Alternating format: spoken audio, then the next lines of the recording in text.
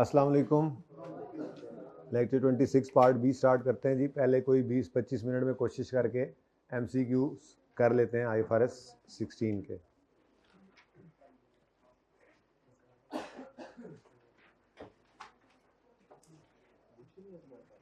Which of the following statements are correct in context of IFRS 16?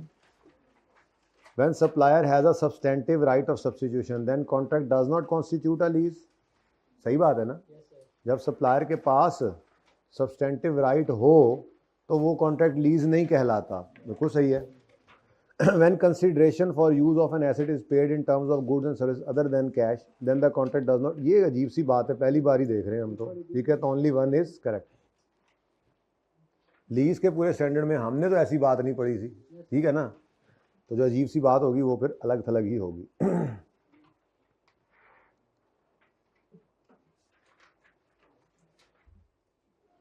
ये कर ही लें फिर थोड़ा सा। FAR1 का टच अब आ गया तो क्या करें, है जी? आपको कुछ याद है गियरिंग रेशो क्या होती थी और करंट रेशो क्या होती थी? नहीं याद तो मैं करवाता हूँ। अब ये कहना कि जी वो FAR1 सर जी उन्होंने कर ली थी, कर सकते हैं वो टेस्ट, उन्होंने कहा हुआ है, ठीक है? पिछले पर्चे से कुछ भी टेस्ट कर सकते हैं वो। कभी कभी IS 8 को टेस्ट किया होता है उसने, 1-2 बार किया था उसने, ठीक है ना? करेक्शन ऑफ एरर तो आ ही रहा होता है। अच्छा जी, गियरिंग रेशो क्या हुआ करती थी? कोई नहीं, जितना आपने पढ़ा हुआ है वो काफ़ी है इंशाल्लाह। बस जी, गियरिंग रेशो क्या होती है? Long term loan, long term debt, long term loan divided by equity plus long term loan कर लें या सिर्फ इक्विटी कर लें, बात तो एक ही है। ज़रा समझने के लिए इक्विटी लिख लेते हैं, ठीक है? क्योंकि अगर नीचे लॉन्ग टर्म लोन आ भी जाए तो उससे फ़र्क नहीं पड़ता, वो तो दोनों तरफ सेम ही रहना है। और दूसरी होती है current ratio, current assets over. अच्छा, अब an entity acquires a property on lease, तो ये लेसी है। लेसी क्या एंट्री करता होता है लीज पर एसेट ले तो? Right of use debit, lease liability credit. Okay, the lease payments are payable semi annually in arrear beginning from first year. What would be the impact of this transaction on lessee's current and gearing ratio upon commencement of lease? अब क्या entry करता है जी लेसी? पहली entry commencement पर, Lesi commencement date पर ये entry करता है right of use debit, lease liability credit. कोई ऐसे फिगर अज्यूम कर लो 100 रुपये मिसाल के तौर पर। अब ये राइट ऑफ यूज जो है ये एसेट है और लीज लायबिलिटी है, लेकिन इसके अंदर करंट और नॉन करंट दोनों पोर्शन पड़े हुआ करते थे, याद है? अब इसको जरा ध्यान में रखते हुए मुझे बताओ, जब ये ट्रांजैक्शन होगी तो एक तरफ एसिड बढ़ेगा, बोलो एसिड का बढ़ना गियरिंग रेशो को बढ़ाएगा। एसिड कौन सा है? Non current acid, long term loan को या इक्विटी को? अच्छा, करंट रेशो को देख लें। एसिड तो नहीं बढ़ा रहा लेकिन लायबिलिटी है, और उसमें भी नॉन करंट लायबिलिटी है।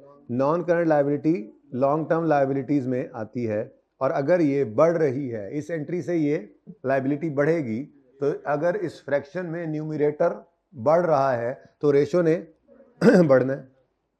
Next, decrease in current ratio as well as, नहीं ये तो नहीं हो सकता। चलो दोनों देख लेते हैं। अच्छा, उसकी बाद दूसरी चीज क्या है? जब ये एंट्री हम करेंगे तो acid debit, right of use debit, lease liability जो क्रेडिट होना है, तो जब हमने तोड़ के बैलेंस शीट के अंदर नॉन करंट करंट को अलग करना है तो करंट लायबिलिटी भी बढ़ेगी। इस ट्रांजैक्शन करंट लायबिलिटी बढ़ेगी तो वो इस रेशियो के इधर डिनोमिनेटर को बढ़ाएगी, और रेशियो फ्रैक्शन में डिनोमिनेटर अगर बढ़ेगा तो रेशियो कम होगी। इसका मतलब इस ट्रांजैक्शन का जो असर मुझे नज़र आ रहा है वो ये आ रहा है कि गियरिंग रेशियो जो है वो बढ़ने लगी है और करंट रेशियो कम होने लगी है। अब ऑप्शन देख लेते हैं, अगर कोई ये है तो अच्छी बात है, फिर आगे चल पड़ेंगे। डिक्रीज इन करंट रेशियो ये तो ठीक था, बट डिक्रीज इन गियरिंग नहीं। Decrease in current ratio, increase in gearing, increase in current ratio, आगे ना जाओ, इंक्रीज इन करंट, आगे क्या जाना बताइए हमें? करंट रेशियो क्या हो रही है? Decrease. B is the correct option. 23, Zamir Ansari is a car dealer. Cars are sold both on cash and finance lease basis. He has been selling a car at following terms, fair value given है, annual lease rentals in arrear, market rate और lease term. Requirement है what would be the effect on sale revenue and finance income if annual lease rentals are increased to 1.8 and all other terms remain the same। यानी कि आपको ये 2 number के MCQ के लिए 2 दफ़ा वर्किंग करनी पड़नी थी। वर्किंग से ही निकल आता है, पहली एंट्री ना भी करें तो ज़बानी कलामी, क्योंकि आपको पता है वो क्या कह रहा है, सेल रेवेन्यू पर क्या असर पड़ेगा। तो सेल आप किस पे बुक करते हैं, लोअर ऑफ फेयर वैल्यू और पीवी ऑफ एलपी। तो जब वर्किंग 1 2 लिखोगे तो उसके अंदर फेयर वैल्यू भी होगी और पीवी ऑफ एलपी भी होगी। एक दफ़ा इस किराए के साथ और एक दफ़ा इंक्रीज्ड किराए के साथ, तो आपको पता लग जाएगा कि सेल ने बढ़ना है या कम होना है। उसके बाद फाइनेंस इनकम, इंटरेस्ट, वही पहले दिन ही खड़े होकर निकाल लोगे ग्रॉस इन्वेस्टमेंट और नेट इन्वेस्टमेंट के फ़र्क से। तो दोनों के अंदर जो ज़्यादा होगा, अगर बढ़ रहा है तो आप इंक्रीज लिखोगे, नहीं तो डिक्रीज। यानी कि बड़े सुकून से, इत्मीनान से आपने 2 बार ये काम करना था। वर्किंग 1 में होता था कॉस्ट मुझे नहीं चाहिए, फेयर वैल्यू बिल्कुल चाहिए, वो कितनी है जी, 5000 लिख दूँ, ओके। नेक्स्ट ग्रॉस इन्वेस्टमेंट हुआ करती थी down payment plus rental plus GRV plus UGRV, ऐसे ही है ना। अब ना कोई डाउन पेमेंट है ना कोई GRV UGRV है, तो चुप करके बताओ किराया है 1640, कितने किराए हैं, 4 साल, आंसर बताओ। अच्छा ये तो हो गया, ये तो क्या हो गया, लीज पेमेंट, और आगे क्या आ जाएगा, GRV। डायरेक्ट लिख रहा हूं, इजाजत है ना, चलो। अच्छा अब नेट इन्वेस्टमेंट जब लेनी है, ये टोटल बता दो जी, टोटल बता ही दो, कोई बात नहीं। चलो 5000 था और ये कितना है 6584। अब नेट इन्वेस्टमेंट के लिए एरियर में है किराए 1 माइनस, सारे एरियर में है ना, एरियर और मार्केट रेट, ओ डीलर है और लेसर है, तो मार्केट रेट भी गिवन है और मार्केट रेट भी गिवन है, मतलब एक ही है। अगर 2 होते तो मसला था, एक ही हो तो फिर यही यूज कर लेना है, ठीक है। तो 12% पर करो इसको, 1.12 raise to power -4 divided by 0.12 plus 0। अच्छा जी, तो अलग अलग बताना है इसका आंसर, क्योंकि सेल बुक करनी होती है ना इस पे जी। क्या आंसर बताया, 4999। अच्छा अगर इसको MCQ है तो एग्जैक्ट लिख लें तो ज़्यादा बेहतर है। 4999 पॉइंट कितना है, 47, तो 4999.5 हो गया, और 5 हो गया, कर लूँ, मेहरबानी। बाद में वरना आपने कहना था सर वो थोड़ा सा फर्क आ रहा है एंड पे, है ना जी। अच्छा चले, उसके बाद प्लस 0 और नेट इन्वेस्टमेंट आ गई जनाब। मुझे क्या पता, कॉस्ट नहीं थी ना गिवन, मुझे ज़रूरत भी नहीं है जी। ये कितना आ गया 5000, ठीक है जी। उसके बाद साथ ही मेरे ख्याल में हम यहाँ पर इंटरेस्ट निकाल लेते हैं, वो जिसको हम कहते थे अनअर्न्ड फाइनेंस इनकम, तो इंटरेस्ट ही होता था ना। चलो तो इंटरेस्ट कैसे निकलेगा, gross investment less net investment is equal to 1584। अब मुझे नहीं पता कि बाद में क्या होना है, दूसरा मामला करना पड़ेगा ना। ये तो इस किराए के हिसाब से सारा कुछ आ गया। वैसे अगर इस किराए की बात करें तो अब सेल बुक होनी है लोअर ऑफ फेयर वैल्यू और पीवी ऑफ एलपी, तो वो 5000 पे सेल बुक होनी है, और इंटरेस्ट इनकम कितनी है 1584। अब वो कहता है कि सारा कुछ सेम रहे लेकिन किराया इंक्रीज होकर, रेंटल इंक्रीज होकर 18 लाख हो जाए, तो बताओ क्या असर पड़ेगा नीचे वाली चीजों पे। वो 2 ही चीजें असल में, वो बल्कि ऊपर उसने बोला था सेल रेवेन्यू और इंटरेस्ट इनकम पे क्या असर पड़ना है। तो 1 मिनट लगना है, फटाफट करें। कॉस्ट नहीं पता, जरूरत भी नहीं है, फेयर वैल्यू 5000 ही है, और किराया 1800 हो जाए तो 4 कराएंगे, बाकी सब तो सेम रखा ना उसने जी, प्लस 0, ये फिर भी 0 चल रहा है जी, 7200। उसके बाद नेट इन्वेस्टमेंट के लिए आपने 1800 को पकड़ना है, रेट शेट सब कुछ वैसा ही है, 1 minus 1.12 raise to power -4 divided by 0.12। भाई ज़रा उसको बुला ले नदीम को, वैसे मैंने कहा तो था लेकिन शायद भूल जाए, सर से वैसे मैं पूछ के भी आया हूँ। जैसे ही सर निकलेंगे MCQ को रह गया हुआ तो हम बस कर देंगे, ठीक है ना, ताकि वो फिर सिर्फ IS 38 अलग थलग जो चीज़ है सिर्फ वो ही आपको आपके लिए पढ़ने वाली रह जाए। ओके जी बच्चों, नेट इन्वेस्टमेंट कितनी 5467 plus 0 is equal to 5467।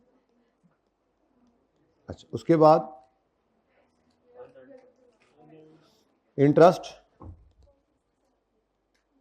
72200 minus 5467 is equal to done जी। अब हमने उसूल सर आसिफ इन्होंने बुलाया ना, सर आसिफ जैसे ही निकले ना मैं फिर क्लास के लिए बता देना, ठीक है? ये तो सर नमाज पे गए। अच्छा जी, अब हमारा उसूल क्या है, हमने सेल को बुक करना होता है लोअर ऑफ फेयर वैल्यू या पीवी ऑफ एलपी। तो इन दोनों में लोअर कौन सा है? 5000, यानी एक ही है ना, सेम ही है ना। तो सेल तो बुक हुई हमारी इस केस में 5000 पे, और इंटरेस्ट इनकम कितनी आ रही है? 1584। दूसरे केस में गए तो उसूल क्या है, सेल बुक होती है फेयर वैल्यू और पीवी ऑफ एलपी में से जो लोअर हो। तो लोअर क्या है? 5000, तो सेल फिर भी उसी पर रही। ओके, और ये मैंने इसलिए राउंड करवाया था कि अगर इस केस में आते ना और वो 4999 लिखा होता, पॉइंट आप वो ना देखते, तो वो आप कहते जी वो तो 1 रुपये का उधर भी डिफरेंस आ रहा है। हालांकि आगे अपने सोल्यूशन में कहा था सेल पे कोई फर्क नहीं पड़ेगा, लेकिन इंटरेस्ट इनकम देखें तो वो इंक्रीज हो रही है, ठीक है? अब सोल्यूशन में देख लीजिएगा, increase decrease, no change in sale, increase in fair.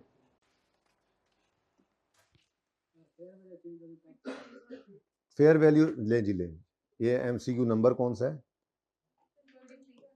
23।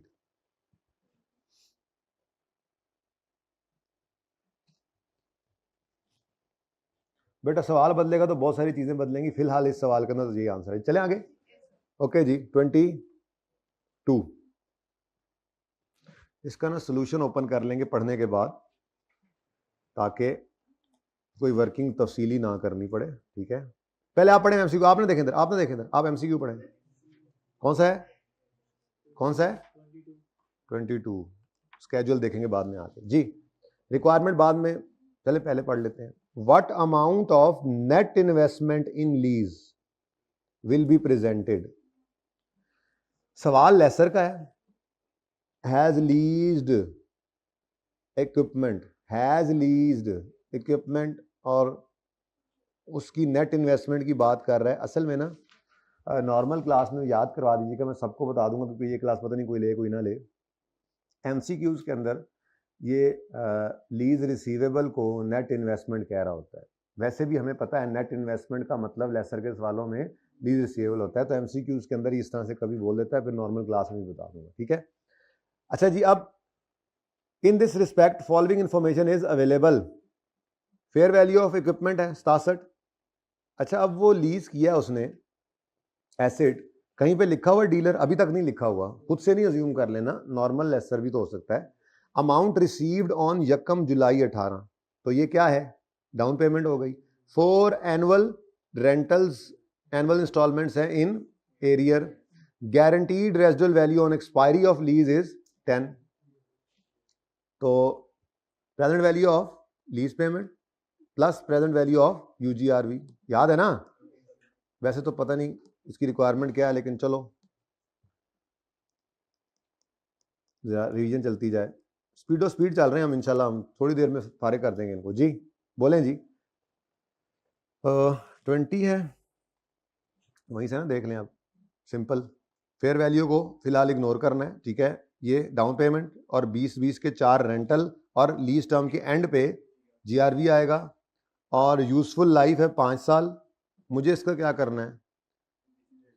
Check करना है इसको। अगर लीज टर्म 4 साल है और 5 साल उसकी यूजफुल लाइफ है, तो ये तो फाइनेंस लीज बन जाएगी। चलें, ये भी पता लग गया। इम्प्लिसिट रेट कितना है? 16%, यही यूज करेंगे। अब बेसिकली वो कह रहा है नेट इन्वेस्टमेंट बताओ, लेकिन कब? 30 जून 19 पे, और कौन सी वाली? Non current. आपको कह रहे नेट इन्वेस्टमेंट कौन सी, करंट नॉन करंट होती है? दरअसल ये लीज रिसीवेबल की बात कर रहा होता है। एमसीक्यूज में उन्हें नेट इन्वेस्टमेंट के नाम से याद कर लेता है। अब काम शुरू है यकम जुलाई 18 पे, 30 जून 19 पर खड़े होकर, यानी ये सारा कुछ करना पड़ेगा। कितने नंबर का है एमसीक्यू? नहीं नंबर लिख रहे हो, मेरे ख्याल में 2 नंबर का होना चाहिए। क्या कुछ करना पड़ेगा? PV of LP plus PV of UGRB अलग अलग करके, बेशक, ठीक है, टेस्ट के लिए हमारी तरबियत ही ऐसे हुई है ना, ठीक है। नेट इन्वेस्टमेंट निकल आएगी, वो स्टार्टिंग पॉइंट होगा। पहले साल का अमाउंटिंग स्केड्यूल बनाना पड़ेगा, उससे अगला भी एक बनाना पड़ेगा, करंट नॉन करंट बाइफरकेट कर लेंगे और फिर इसके नॉन करंट का आंसर दे देंगे। देख ले, कोई मसला तो नहीं है इसके अंदर। ये down payment plus 4 rentals plus GRV, ये नेट इन्वेस्टमेंट आ गई। स्टार्ट किया इसको 2 साल के लिए, ये एडवांस वाला लिखकर 2 साल के लिए करना पड़ा। उसकी वजह ये है 30 जून 19 के नीचे लाइन लगाएंगे। ये करंट, ये नॉन करंट, रिक्वायर्ड ये था। सवाल की रिक्वायरमेंट ध्यान से पढ़नी होती है, ठीक है। इसमें टाइम ज़ाया होना था, मैंने कहा इस वर्किंग को करने की जरूरत नहीं है, आपको ये आती ही है। ओके, तो 39.55 ये option D was the correct option. Which of the following is, अच्छा सवाल है जी, पढ़ें 21। Which of the following should not be included in initial cost of right of use asset? right of use asset के अंदर मैंने आपको कहा था कि ये एक बड़ी सी देग है जैसे, ठीक है, इसके अंदर आपने पीवी ऑफ एलपी डालना होता है, इसी के अंदर आईडीसी आ रहा है, इसी के अंदर इंस्टॉलेशन आ रहा है, इसी के अंदर प्रेजेंट वैल्यू ऑफ डीकमीशनिंग या डिसमेंटलिंग आ रहा है। क्योंकि ये क्या है, ये राइट ऑफ यूज का देग है। ओके, राइट ऑफ यूज में ये सब चीजें ऐड होती थी, याद है। अब वो क्या कह रहा है, which of the following should not be included in initial cost of right of use? क्या नहीं होना चाहिए? Initial measurement of lease liability तो होनी चाहिए, present value of estimated cost of dismantling at the end of होना चाहिए, payment made to lessor before, अच्छा ये पॉइंट अभी वैसे पढ़ा नहीं हुआ, चलें, gross lease rentals payable under the, ये नहीं होना चाहिए, ग्रॉस लीज रेंटल नहीं होने चाहिए, ये सही ऑप्शन है। अब असल में चूंकि ये एक छोटा सा पॉइंट है जो पेंडिंग है, हमारी रीडिंग जो थोड़ी बहुत रहती है उसके अंदर, कि आप पेमेंट लेसर को बिफोर कमेंसमेंट ऑफ लीज भी कोई, असल में ना ये एक फॉर्मूला है, ये यहां पर जो आपकी अंग्रेजी लिखी जो अभी तक रहती है पढ़ाने से, वो ये है। यहां पर अगर आप देखेंगे ना, ये क्या लिखा हुआ है, cost of right of use में होना चाहिए ये सब कुछ, lease liability, lease payment before commencement, ये अभी पढ़ाया नहीं है, ठीक है, लेस एनी इंसेंटिव, सिर्फ इंसेंटिव की बात की हुई है, आईडीसी हो, एस्टिमेटेड कॉस्ट ऑफ डिसमेंटलिंग हो, कुछ बातें कर दी थी, कुछ इसमें चूंकि रहती हैं, अभी ये कंप्लीट नहीं हुआ, ये वो वाला पॉइंट है, ये वो वाला पॉइंट है जो चूंकि अभी पढ़ाया नहीं हुआ, इसलिए ये एमसीक्यू अभी किया नहीं जा सकता था। जब पढ़ लेंगे तो एमसीक्यू मैंने पहले ही करवा दिया है, यानी ये राइट ऑफ यूज में होना चाहिए। कोई भी चीज बिफोर, लेसर को ही पे किया ना लेसी ने बिफोर कमेंसमेंट, तो वो भी इसके अंदर होनी चाहिए, वो भी तो लेसर को ही पे किया है। बस ये बात जब पढ़ेंगे तो वहां से ओके हो जाएगा, एमसीक्यू तो टिक कर लेना, ठीक है। ये चीज राइट ऑफ यूज में होनी चाहिए। उसने कहा था कौन सी चीज नहीं हो, तो ये कोई ऐसी चीज नहीं हमने देखी। अब तो मैं चारों चीजें ही पढ़ाया हूं, यही तो पढ़ा हुआ है असल में, right of use, initial measurement of right of use, not lease liability, initial measurement of right of use. क्या क्या राइट ऑफ यूज की इनिशियल कॉस्ट में होना चाहिए, cost of right of use shall comprise of lease liability, initial measurement वही PV of LP, फिर ये any payment made before commencement, चलो याद तो होगी अब, ठीक है, less any lease incentive receive, अगर लीज इंसेंटिव रिसीव कर रहे हो तो वो हम पहली पेमेंट में से ही नेट कर देते थे, याद है। फिर इनिशियल डायरेक्ट कॉस्ट, फिर estimate of cost to be incurred by lessee in dismantling and removing underlying asset, restoring the site, वही वाली बात है, पीवी ऑफ डिसमेंटलिंग कॉस्ट। तो ये चार चीजें इसके अंदर होनी चाहिए, ओके। तो उसने कहा था कौन सी नहीं होनी चाहिए, तो एक हमने पढ़ी हुई नहीं थी। चले नेक्स्ट। ओए अल्लाह, ये अब मैं करवाऊंगा भला, ये तो आप खुद करेंगे। असल में ये खुद नहीं करेंगे बल्कि इसको टिक करेंगे, क्योंकि ये सवाल है जो हमने किया हुआ है, ठीक है ना, पूरा सवाल ही किया हुआ, तो उसी के अंदर से ही ये आई कैप ने निकाल के एमसीक्यू बनाया हुआ, आई कैप का पास पेपर है, ये आई कैप का एमसीक्यू है, ओके। कर लेंगे ना, 19 पे आए।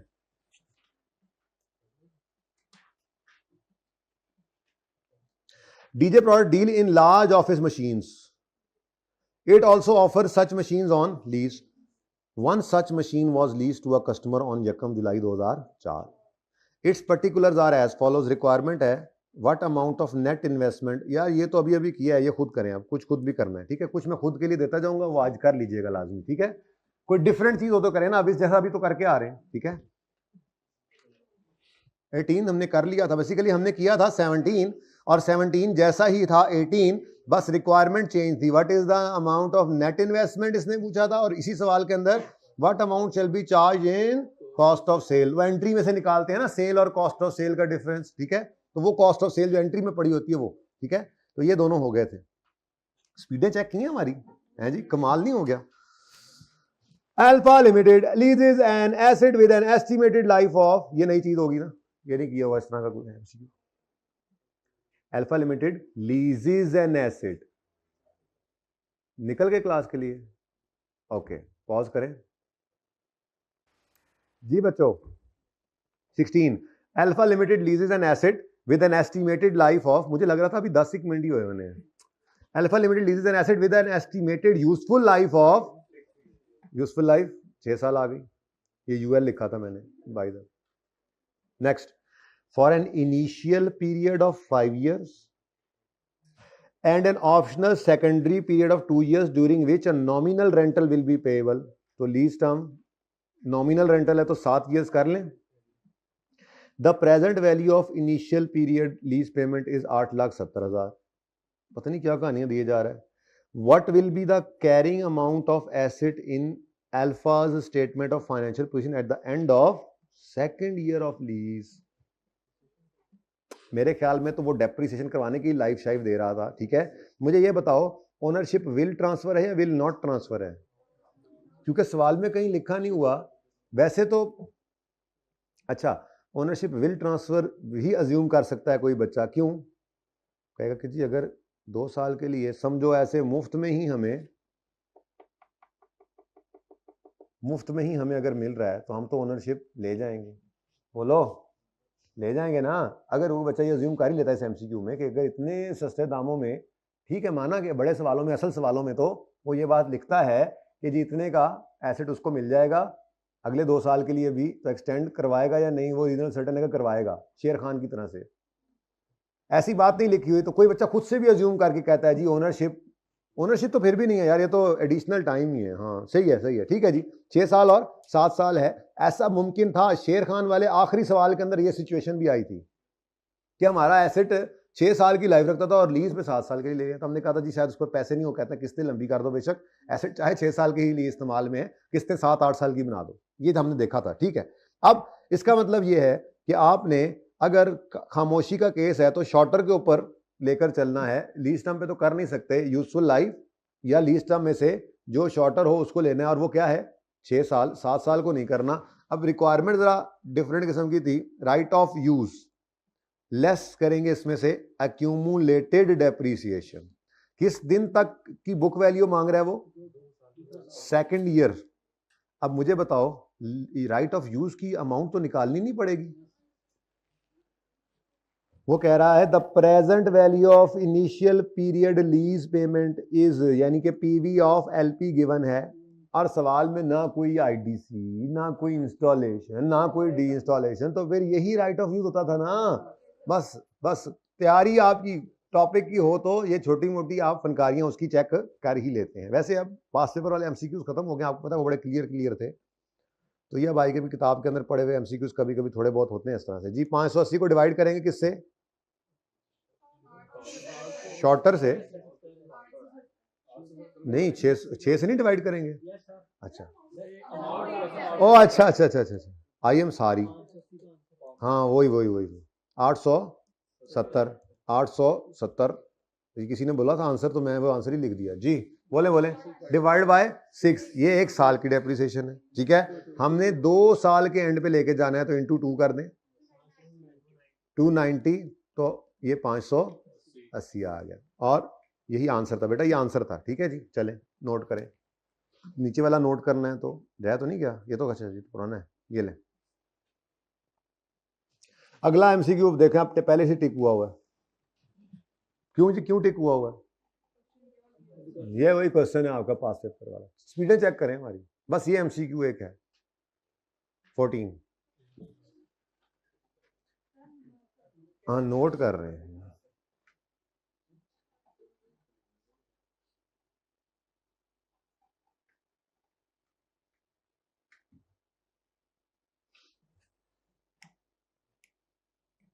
जी बच्चों 14 रिक्वायरमेंट छुपा के मैं बहुत सारा कुछ करवा देता हूँ, फिर एंड पे बताऊंगा वो हो रिक्वायरमेंट तो ये थी। चले जरा रिवीजन हो जाए जल्दी जल्दी जी। Faheem limited leased out its building on यकम जनवरी 11 लेसर है, अंडर ऑपरेटिंग लीज खुद ही बता दिया उसने।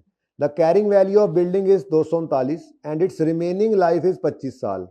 लो जी, अगर डेप्रीसिएशन निकालनी पड़े लेसर को तो कॉस्ट अवेलेबल अभी तक नहीं है, तो रिमेनिंग लाइफ को ही पकड़ लेगा, ये बुक वैल्यू को ही पकड़ लेगा। और चूंकि रिमेनिंग लाइफ गिवन है तो बुक वैल्यू को रिमेनिंग लाइफ पे डिवाइड करें या कॉस्ट को ओरिजिनल पे करें, आंसर तो सेम ही आता है स्ट्रेट लाइन में। एफएल ऑल्सो इनकर्ड, एफएल कौन है? Lessor, also incurred 11,000 as IDC. IDC तो बारों बार जनरल एंट्रीज में जाता है, जोन सी मर्जी लीज हो। According to agreement 16,000 was paid by lessee at as initial deposit, ये डाउन पेमेंट आ गई। And further rental of 10,000 per annum shall be paid at the end of next 2 years and then 32 per annum shall be paid for following 2 years। तो ये कुछ कहानी इस तरह की बन रही है। ऑपरेटिंग लीज है तो डेट और इंस्टॉलमेंट, बस ये 2 कॉलम होने। यकम जनवरी 11 पे 16,000 पे करना है, बोलो है ना कि नहीं? उसके बाद 31 दिसंबर 11 और 31 दिसंबर 12, इस पर 10-10 पे करना है। 31 दिसंबर 13 और 31 दिसंबर 14 पर क्या पे करना है जी? हैं?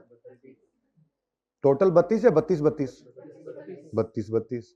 अब ये तो ऑपरेटिंग लीज है ना, तो हमने तो बराबर करना है, ठीक है? कितना टोटल? 100। तो रेंटल इनकम पर ईयर 4 साल है ना, ये 11, 12, 13 और 14 4 साल हैं, तो divide by 4 is equal to ₹25 per annum, ठीक है? ये क्या है जी? इनकम, ये कमाया, आया कमाया, वही वाला काम चलेगा, पता नहीं क्या होना है। चलो एंट्रीज करते हैं। अब मैं रिक्वायरमेंट छुपाई हुई है आपसे। बुक वैल्यू एसेट की कितनी है? 239, ठीक है? अब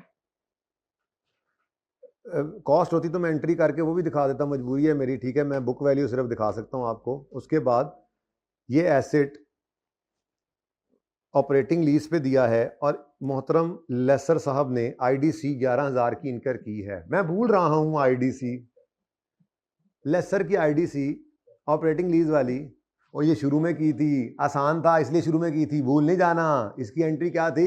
पीपीई डेबिट, कैश क्रेडिट, और उसके बाद ये करता होता था पीपीई को यूजफुल लाइफ पे डेप्रीशिएट और आईडीसी को लीज टर्म पे। यादें ताजा हो रही है कुछ? उसके बाद अगला काम वही शुरू कर दो।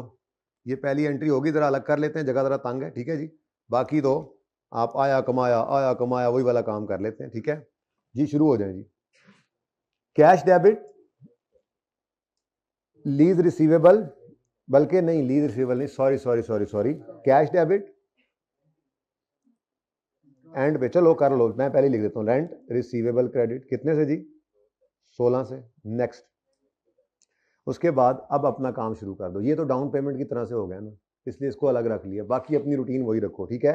कैश आया कितना जी? 10, 31 दिसंबर पे, और रेंट कमाया, इनकम ही लिख लेता हूँ, रेंटल इनकम की जगह इनकम लिख लेता हूँ, ठीक है? इनकम कितना जी? 25। दरमियान में क्या करते थे? रेंट रिसीवेबल,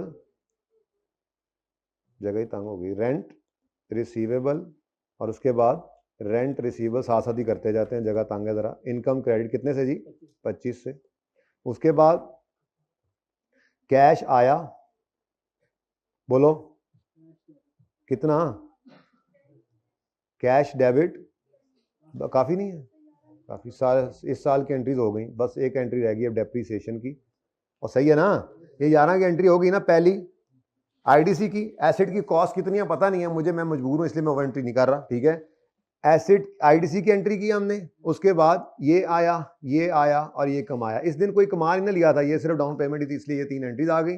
अब डेप्रीसिएशन की बारी आती है तो 239 की बुक वैल्यू ही है, उसको रिमेनिंग लाइफ गिवन है, उस पर कर दो, कोई मसला।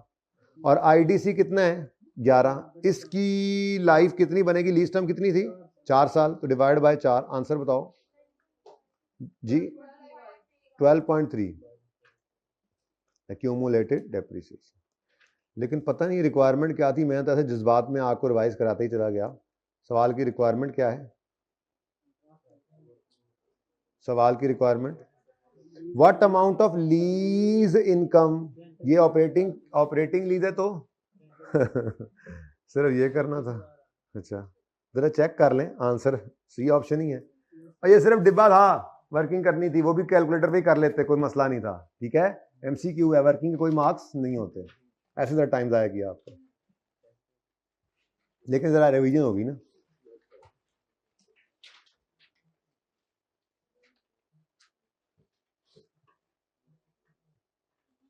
तेरहवां पढ़े,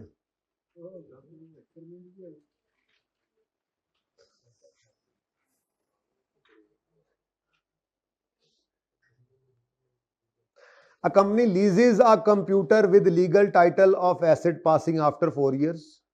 The company usually depreciate computer over 6 years. Company also leases the machine for 14 years, but legal title will not pass to lessee. ठीक है, तो आगे कहता है the company usually depreciate over 20 years. Over what period of time should the computer and machine, अच्छा कहता है एक कंप्यूटर है, ठीक है जी, इसकी लीज टर्म जो है कितनी है, लीज टर्म 4 साल है, और इसकी यूजफुल लाइफ जो है वो, क्योंकि वो कह रहा है यूजुअली किस पर करते हैं वो डेप्रिसिएट, ये ठीक है ना 6 years। और दूसरा एसेट कौन सा है जी इनके पास, मशीन की लीज टर्म, लीज पे कितने अरसे के लिए 14 साल, और यूजुअली, अच्छा अब अगली बात, हमारा सवाल तो होता था ओनरशिप विल ट्रांसफर या नॉट, ठीक है, ओनरशिप विल ट्रांसफर, ये हमारा सवाल होता था, उसने क्लियरली बताया हुआ है जी। कंप्यूटर के बारे में कह रहा है लीगल टाइटल, कंपनी मशीन ऊपर है, legal title of asset passes, ownership will transfer, अगर ओनरशिप ट्रांसफर हो रही हो तो फिर डेप्रिशिएट करेंगे over useful life of 6 years। और कंप्यूटर के बाद मशीन की बारी आई तो उसने कहा ओनरशिप ट्रांसफर नहीं होनी, अगर ट्रांसफर नहीं होनी तो शॉर्टर पर, और शॉर्टर क्या है 14। देखें इसका कौन सा ऑप्शन बन रहा है, चार्ली, सीटा भाई कह रहे हैं, ये ज्यादा अच्छा लगा मुझे, सीटा, अल्फा बीटा सीटा डीटा।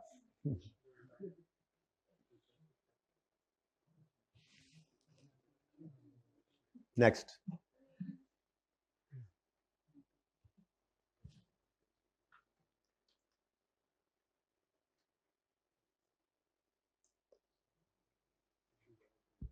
अब लंबी क्लास आप खुद कर रहे हैं, मैं तो Jalal leasing gave a plant under finance lease on जकम जनवरी 11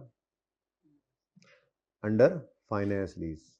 रिक्वायरमेंट है what is the amount of net investment in lease to be presented, ये तो हो गया, मतलब इस जैसा एक हो गया ना, खुद करें 11वें पे आए।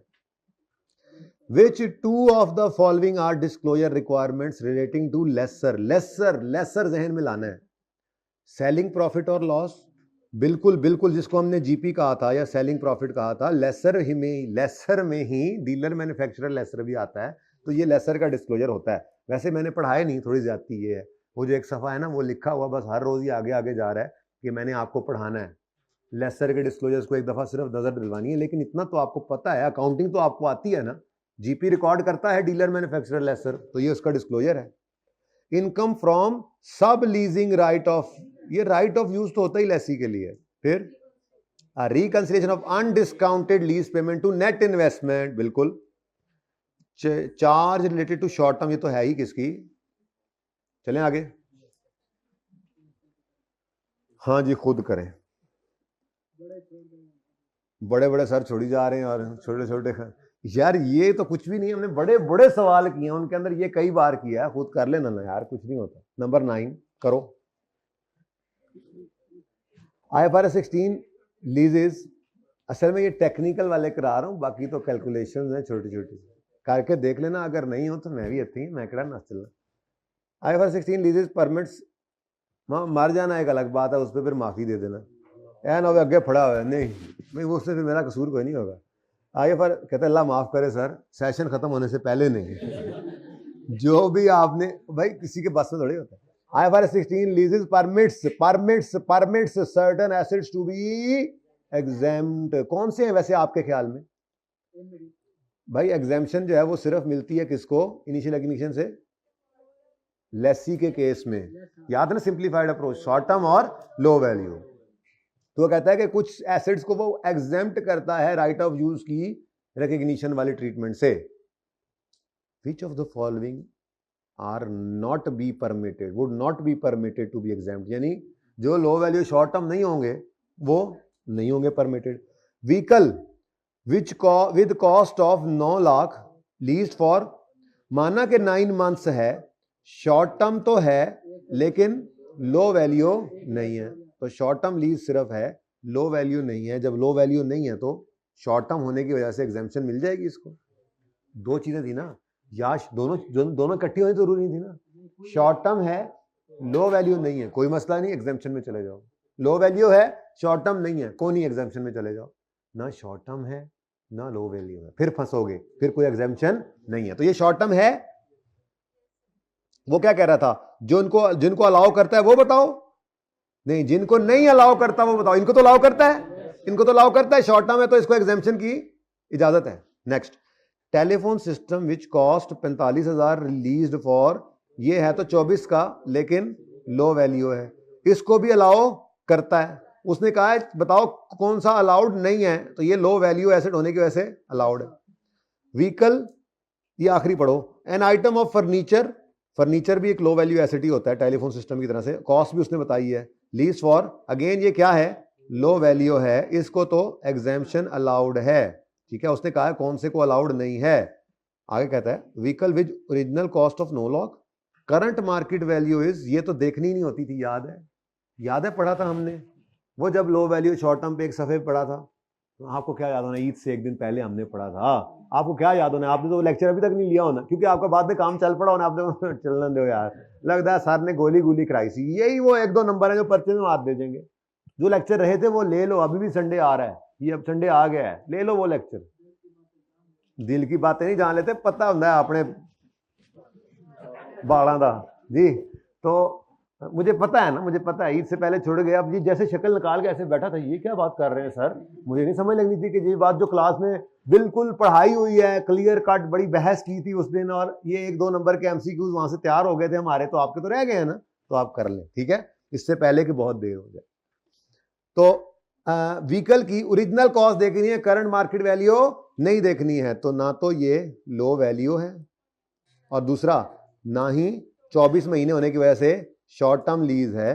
तो ये जो दोनों शर्तें पूरी नहीं हो रही जिसकी, इसको स्टैंडर्ड अलाउ नहीं करता कि वो रिकग्निशन एग्जाम्पशन में जाए, तो सीटा इज द करेक्ट ऑप्शन। क्या चुप, कौन सा करवाया अभी मैंने, चलो 8, 7, 6 खुद कर लेना, और बताओ 5 पे आ जाओ। और इस स्पीड अब मैं नहीं लगा सकता, आप लोग बस तो बस ठीक है, 5 में पे आ जाओ।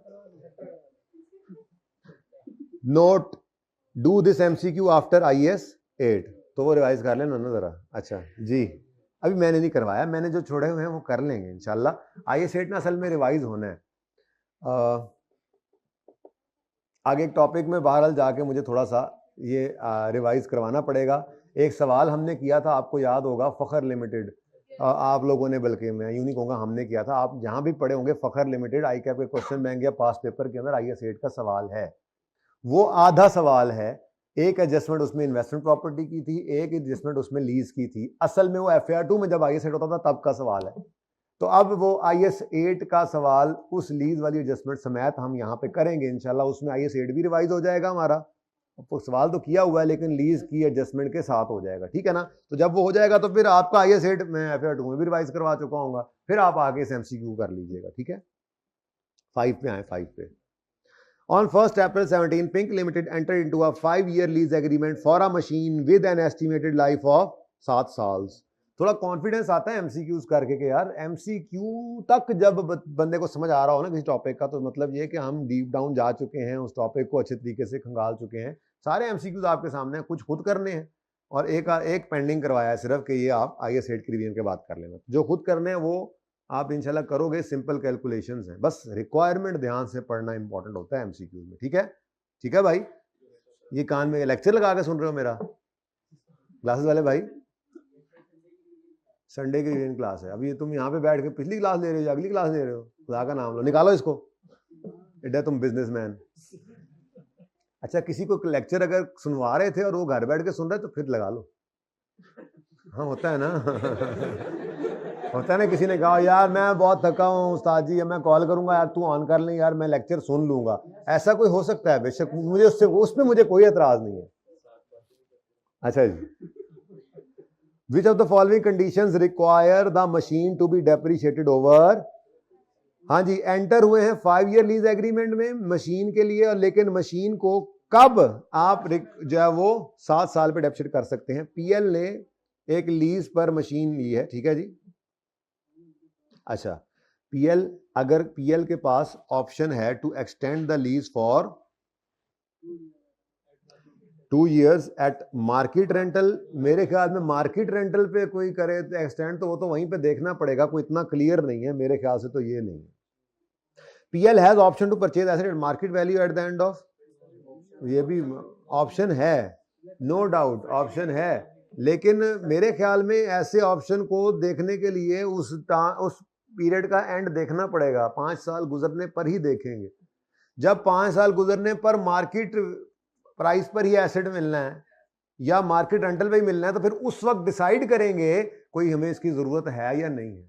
जरूरत महसूस करेंगे तो उस वक्त एक्सटेंड कर लेंगे, आज खड़े होकर क्लियर नहीं हो सकते। हाँ, अगर ये मिनिमम कॉस्ट पे एक्सटेंशन मिल रही होती तो फिर हमें शक होता। Ownership of asset passes to PL at the end of, ये तो मुफ्त में कह रहा है, अगर ओनरशिप ने ट्रांसफर ही हो जाना है तो फिर 5 इयर्स लीज एग्रीमेंट हो पड़ा। आपको पता है ओनरशिप विल ट्रांसफर में हम यूजफुल लाइफ पे डेप्रिशिएट करते हैं, जो कि 7 साल है, मुझे यही ऑप्शन सही लग रहा है। वो कहता है PL की पॉलिसी है कि वो जो भी एसेट, ऐसे नहीं, फजूल बातें ना करो यार, सीटा इज द करेक्ट ऑप्शन। हाँ ना, मुझे पसंद है ना सीटा वाला, ठीक है। हाँ, एक और खुद करने वाला आ गया, रीटा, इसका नाम रीटा है। अच्छा, 3 पे आ जाए, कर लेना ये खुद खुद खुद खुद खुद खुद कार। बस बस एक MCQ रहेगा, ऊपर वाले पता है क्या है, ये आसान है, खुद करने हैं आपने, ये लो। नहीं, ये इंपॉर्टेंट है, जो बेटा है, मैं पढ़ के आया हूँ, अभी मैं बैठा वही 10 मिनट लेट इसीलिए आया हूँ, मैं बैठा पढ़ रहा था कौन सा करवाना है कौन सा गुजारना है, लेकिन वो गुजारना मैंने है क्योंकि मेरा पर्चा पास है और मुझे ये पता है कि आपको मैंने ये पढ़ाया हुआ है, आप आराम से कर सकते हैं, लेकिन आपको ये पता नहीं है, अभी ये करेंगे तो पता लगेगा कि आपको ये पता है कि ये क्या है, ठीक है। अंधा एतमाद नहीं करना, देख लेना, खुद का मतलब खुद करो।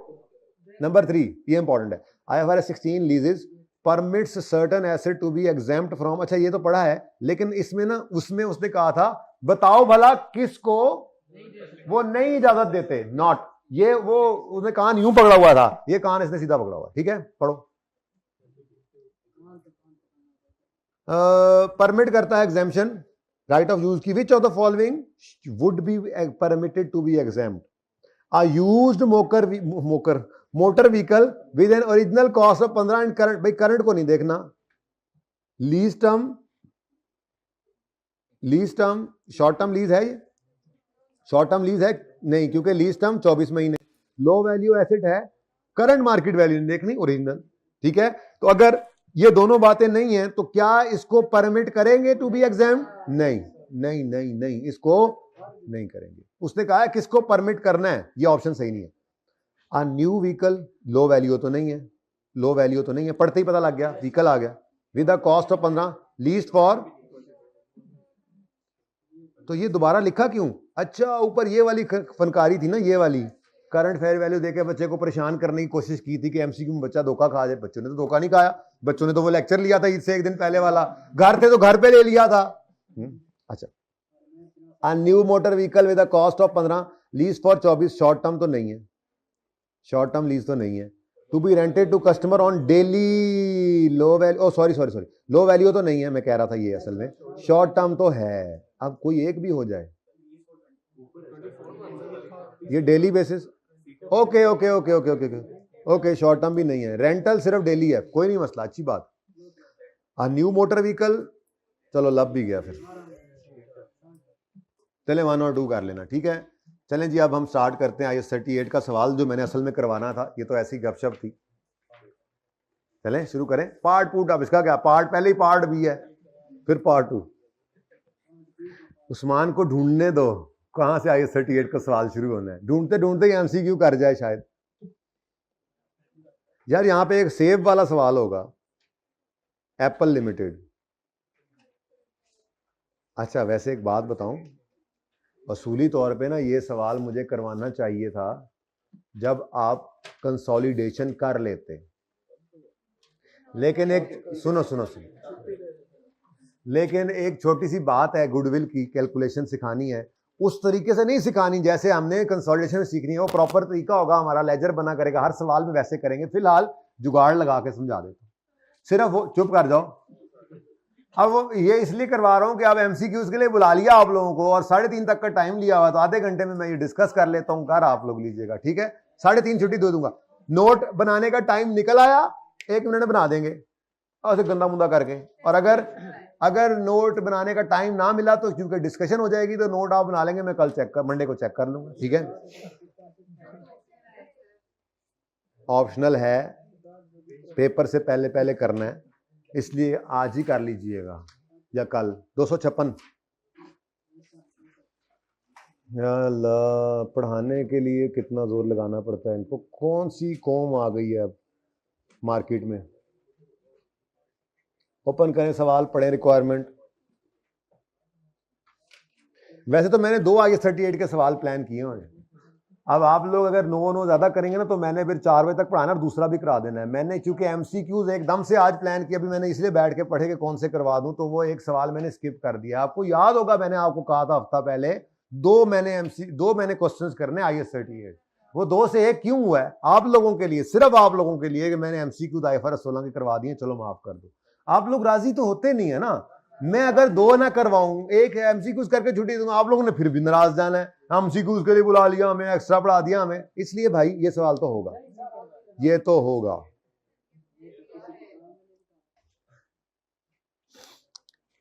रिक्वायरमेंट पढ़ो।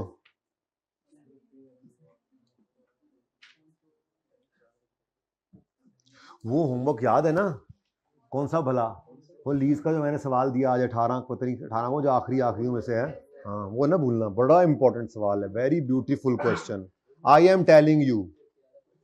वो दोनों तरीके से करना है ना, लेसर और लेसी से, और बड़ा टेक्निकल 2-3 चीजें उसमें ऐसी हैं कि परेशान करते हैं वो, लेकिन आपने बगैर सोल्यूशन देखे एक बार कर डालना है सारा।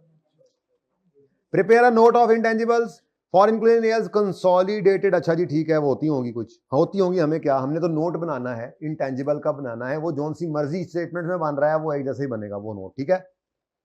Apple limited is in the process of finalising its financial statements and, छोड़ो ये बाद में देख लेंगे, for the year 30 June 2018 following information pertains to groups intangible assets. लिखे हमें क्या होता है। ऑन 30 जून 17 हमारा ईयर एंड जिस पे नोट कह रहा है 30 जून 18 है, और उसने कंपैरेटिव नहीं कहा तो खुद से नहीं बनाएंगे, उसने कहा टोटल कॉलम भी ना बनाओ तो नहीं बनाएंगे। अच्छा, जो दूसरा सवाल मैंने प्लान किया था ना IAS 38 का, वैसे बता दूं उसमें बोरिंग कॉस्ट मिक्स हुआ है।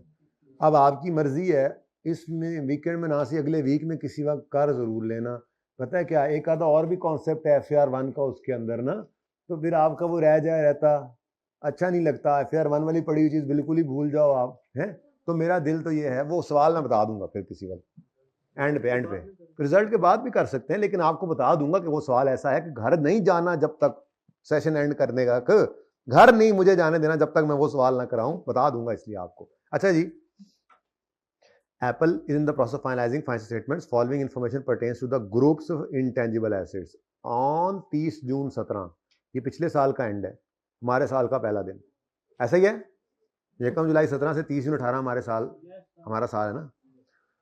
On 30 June 17, revalued amount of AL's license and related revaluation surplus were 450 and 30 million respectively. Revaluation model use हो सकता होगा तो उसने किया हुआ है। लाइसेंस को उसने रीवैल्यूएशन सरप्लस पे शो किया हुआ है और रीवैल्यूड अमाउंट दिखा रहा है, मतलब रीवैल्यू हुआ होगा तो ये सब कुछ हुआ है ना। इसके गले नहीं पड़ जाना भाई, कहाँ एक्टिव मार्केट क्या है वो कहाँ, भाई ओपनिंग में बता रहा है, वो ओपनिंग में एसेट की रीवैल्यूड अमाउंट है और ओपनिंग में सरप्लस पड़ा है, मतलब पहले कोई सरप्लस आया होगा जो पड़ा हुआ है अभी ओपनिंग डेट पे, ठीक है। मैं वैसे इंटेंजिबल का नोट बना रहा हूँ ना, ठीक है। वैसे जिसको परेशानी हो ना थोड़ी सी इससे, वो रीवैल्यूएशन मॉडल को पीपीई के अंदर देखने से बिल्कुल परेशान ना हो। आपने जो रीवैल्यूएशन IAS 16 वाली FR 1 में पढ़ी थी वो इंशाल्लाह हम रिवाइज करेंगे, टिका के करेंगे। उसकी वजह मजबूरी है हमारी, क्योंकि वही वाली वर्किंग जो है 2 कॉलम्स के इजाफे के साथ हमारे अगले टॉपिक IAS 12 में आ रही है। रीवैल्यूड एसेट होगा, IAS 12 आएगा, टैक्स इग्नोर नहीं होगा, तो जो 2 कॉलम्स बनते थे ना 3 बल्कि एसेट सरप्लस P&L, उसके आगे 2 कॉलम और नए पड़ेंगे। 5 कॉलम वाली वर्किंग वो करनी है, तो 5 वाली वर्किंग करने के लिए पहले 3 वाली रिवाइज करवानी पड़ेगी। तो इसलिए आप गम ना करें, रीवैल्यूएशन रिवाइज करवाई जाएगी आपको IAS 16 वाली, FR 1 वाली, ओके। बस फिर अब ये तुम्हारे मसाइल, अब मैं इनका क्या करूं। अच्छा जी, ये तो हमारे पास जी ओपनिंग पड़ा है। अब हम नोट को दिमाग में रख के चल रहे हैं। हमें एक तो पता लग गया कि लाइसेंस ने आना है, ठीक है जी, एक एसेट है, और वो है भी कौन से मॉडल पे, revaluation model. Next, on 1 July 17 साल के पहले दिन, AL acquired entire share holding of mango. PTCL ने यूफोन को, हमारी एग्जांपल है ना पहली कंसोलिडेशन किताब के अंदर, वो यही है, ठीक है। PTCL ने यूफोन को एक्वायर कर लिया।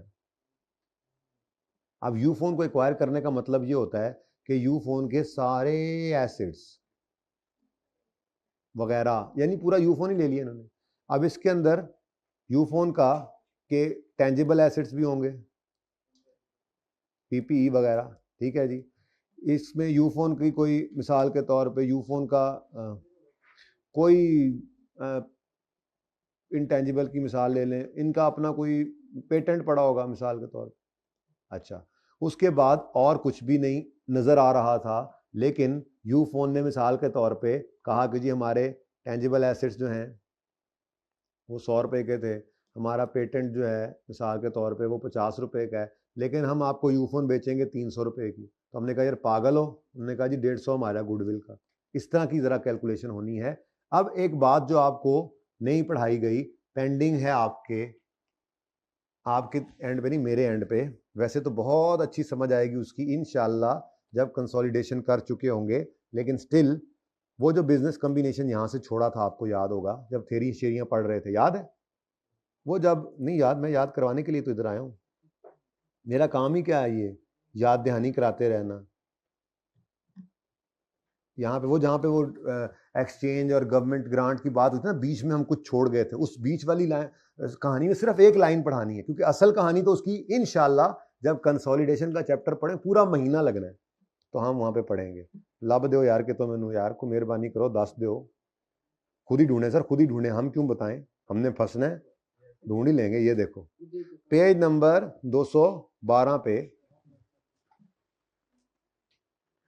मेरे भाई, पेज 212 के ऊपर हम एक लाइन पढ़ने लगे हैं, बड़े मौके पे आए हो आप। पेज 212 पे वो कहते हैं अगर हम एक्वायर करें बिजनेस कॉम्बिनेशन में कोई इंटेंजिबल, ये स्टैंडर्ड किसका चल रहा है, इंटेंजिबल्स का ना। तो यहाँ पे बात ये चल रही थी, अगर आप गौर फरमाएं तो ये कहानी कुछ यूं चली थी, ये जो नंबरिंग चल रही है, हमने इंटेंजिबल को परचेजा अलग से, या हमने इंटेंजिबल को एक्सचेंजा विद अदर इंटेंजिबल, या फिर हमने इंटेंजिबल लिया हुकूमत से मुफ्त में या पैसे देकर, या फिर इंटेंजिबल एक्वायर हुआ in a business combination. Business combination मतलब क्या है, जो अभी मैं आपको बता रहा था कि पीटीसीएल ने यूफोन को एक्वायर किया, ठीक है। अगर पीटीसीएल यूफोन को एक्वायर करे और इंटेंजिबल उसके बीच में एक्वायर हो जाएं बिजनेस कम्बिनेशन वाले, तो उनको क्या करना है, if an intangible is acquired in a business combination its cost is its fair value on acquisition date. Ufone को खरीदने गए, यूफोन की सूरत हाल कुछ यूं थी, ये यूफोन है, यूफोन के पास मैंने कहा कुछ पीपीई पड़ा है, ठीक है, कुछ इसके पास जो है वो मैंने कहा एक जैसे मिसाल का पेटेंट है, एक इनका सॉफ्टवेयर है, और उसके बाद इनकी गुडविल है, रिकॉर्ड नहीं कर पाए थे क्योंकि internally generated goodwill IS 38 record नहीं करने देता। इनकी कोई कस्टमर लिस्ट पड़ी थी, इनका कोई अपना इंटरनली जनरेटेड ब्रांड था, IS 38 रिकॉर्ड नहीं करने देता, वो रिकॉर्डेड नहीं थी। लेकिन जब पीटीसीएल ने जाके इसको एक्वायर करना है तो पीटीसीएल के लिए ये यूफोन सारी की सारी परचेज होने जा रही है, तो इनके लिए जो रिकॉर्ड नहीं हुआ कस्टमर लिस्ट या ब्रांड था, या इवन जो गुडविल के पैसे इनको देने पड़े, वो सब का सब पीटीसीएल के लिए परचेज्ड बन जाएगा। पीटीसीएल उसको रिकॉर्ड करेगा अपनी कंसोलिडेटेड फाइनेंशियल स्टेटमेंट, ठीक है ना। ये कंसोलिडेटेड फाइनेंशियल स्टेटमेंट क्या होती है, हमने बनाना सीख रहे हैं, मैं कौन सा कोई हवाई बातें कर रहा हूं, इंशाल्लाह कुछ दिनों में ये सीख रहे होंगे हम कि दो अलग अलग फाइनेंशियल स्टेटमेंट्स होंगी, उनको कंबाइन करना सीखेंगे, वो तब की तब सीखेंगे। फिलहाल इतनी सी बात सिर्फ बताना चाह रहा हूं आपको कि अगर पीटीसीएल ने यूफोन को एक्वायर किया है तो सारा यूफोन एक्वायर हुआ है, उसमें यूफोन के टेंजिबल और इनटेंजिबल एसेट्स भी एक्वायर किए हैं, और जिन एसेट्स को यूफोन ने रिकॉर्ड नहीं किया था IS 38 की मजबूरी की वजह से, जब पैसे पे करने जाएगा पीटीसीएल तो यूफोन ने उसके भी पैसे लेने हैं, जैसे कि गुडविल थी, जैसे कि ब्रांड है, जैसे कि कस्टमर लिस्ट है, यूफोन इसके भी पैसे लेगा पीटीसीएल से। तो इस सब के बारे में IS 38 क्या कहता है, अगर आपने कोई इंटेंजिबल एक्वायर किए हैं इन बिजनेस कॉम्बिनेशन, तो चाहे वो यूफोन की किताबों में कॉस्ट पे पड़े, चाहे नहीं नजर आ रहे, दोनों सूरतों के अंदर हमारे लिए उनकी कॉस्ट क्या होगी, जिस दिन एक्वायर करने गए यूफोन को उस दिन की उसकी फेयर वैल्यू। इतनी सी बात पढ़ानी थी आपको, बाकी सवाल में कोई जान नहीं है। चलें सवाल पे। पहले वाला पॉइंट तो हो गया ना, वो तो लाइसेंस था, वो ऑलरेडी था, एल्स लाइसेंस है, एप्पल्स लाइसेंस है, ठीक है ना। अगली बात क्या है, 1 जुलाई 17 को साल के पहले दिन, ये इंशाल्लाह कंसोलिडेशन में साल के दरमियान में बहुत कुछ किया करेंगे, कभी एक्वायर कर ले, कभी वो उस टॉपिक की बात है, फिलहाल इसकी तरफ है। On 1 July 17 Apple acquired entire share holding of mango, सारी की सारी हमने मैंगो खरीद ली, ठीक है, फॉर ₹1950 मिलियन। पेड कितना जी, 1950। आगे, fair values of net assets appearing in Mango's books on acquisition date, acquisition जिस दिन हमने उसको खरीदा है, आर गिवन बिलो। सॉफ्टवेयर है 100 मिलियन ईच और 200 है, तो इसका मतलब 2 सॉफ्टवेयर होंगे, 2 होंगे ना, ठीक है। तो इस 1950 जो हमने पे किया है, इसके अंदर हमने सॉफ्टवेयर के लिए कितने पे किए हैं, फेयर वैल्यू है ना, क्या कह रहा है ये, फेयर वैल्यू। और उसके बाद कहता है अदर नेट एसेट्स, बेटा ये अदर एसेट्स हैं, प्रोबेबली ये कितने, वैसे कितने, ये प्रोबेबली टेंजिबल्स होंगे, उसने तोड़ फोड़ के इसलिए नहीं बताए क्योंकि हमसे वो नोट इनटेंजिबल्स का बनवा रहा है, तो मुझे इसको सिर्फ पैसे देने की हद तक देखना है कि 1950 में मैंने 1545 अदर एसेट्स के पे किए हैं, बाकी इससे अलावा मुझे इसकी जरूरत नहीं होगी।